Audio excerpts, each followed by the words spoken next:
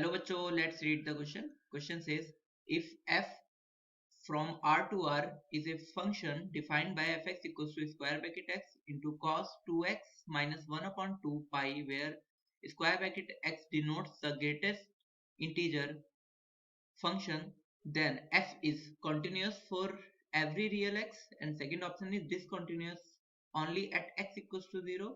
Third option discontinuous only at non zero integral values of x, and fourth option continuous only at x equals to 0. इस question को करने के लिए हम इस क्वेश्चन का की कॉन्सेप्ट समझते हैं. तो की कॉन्सेप्ट है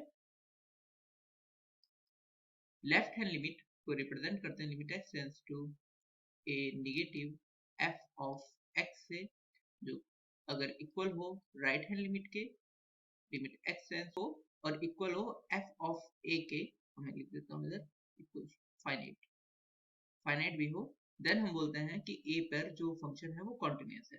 अदरवाइज बोलते हैं कि a पर जो फंक्शन है वो डिसकंटिन्यूस है.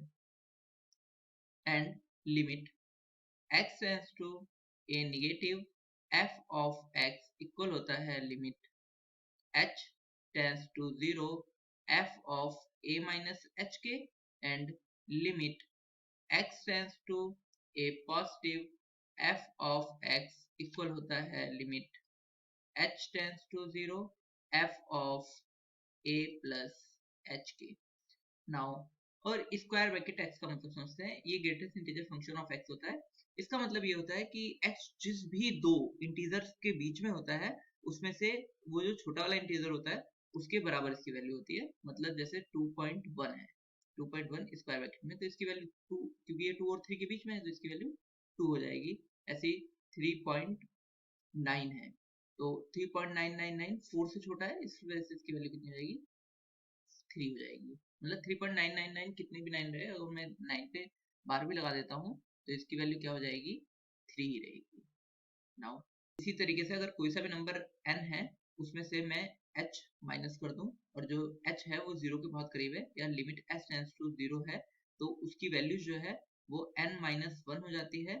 एंड अगर मैं यही प्लस कर देता, मतलब limit h tends to 0 n plus h, तो इसकी वैल्यू क्या हो जाएगी, ये वैल्यू आती है n के, क्योंकि n से ये नंबर बड़ा हो जाएगा.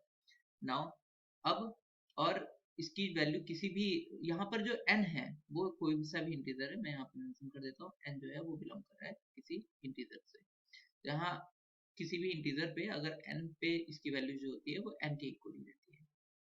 अब हम इस क्वेश्चन में हमें बताना यह है कि ये कॉन्टिन्यूस है या नहीं, तो किस किस पॉइंट पे कॉन्टिन्यूस है तो देखते हैं.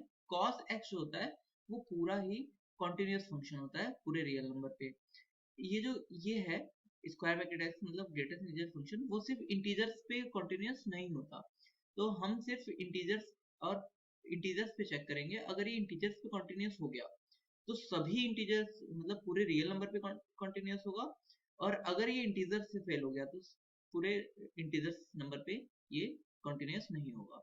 तो हम कोई सा भी एक नंबर n लेट कर लेते हैं, आर्बिट्ररी है, जिस कोई भी ना इस पे चेक कर लेते हैं कि ये कॉन्टिन्यूस है नहीं है. तो इसके लिए सबसे पहले हम लेफ्ट हैंड लिमिट फाइंड कर लेते हैं. तो limit x tends to n negative f of x equal हो जाएगा limit h tends to 0 f of n minus h के, और ये इक्वल हो जाएगा जहां पर इस फंक्शन में x है वहां पर हम पुट कर देंगे n माइनस h. तो ये इक्वल हो जाएगा लिमिट h टेंड्स टू 0, यहाँ पे n minus h greatest integer function of n minus h into cos, यहाँ पर हम x की जगह पे पुट करेंगे n माइनस h, तो ये हो जाएगा 2n माइनस 2h और माइनस 1 इंटू पाई बाई 2, मैं पाई बाई 2 को अलग करके लिख लेता हूँ और ये पूरा एंगल में ही है पूरा टर्म